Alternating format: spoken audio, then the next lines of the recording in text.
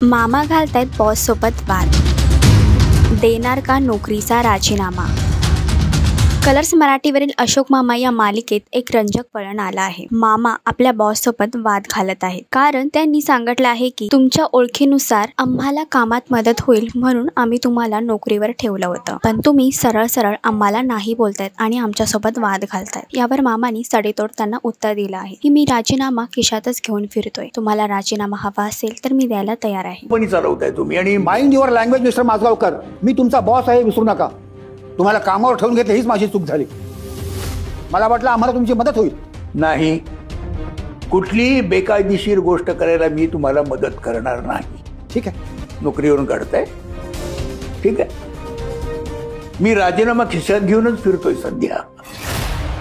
पण एक लक्षात ठेवा, मी इथून निघून गेलो तरी मी तुम्हाला झाडं कापू देणार नाही।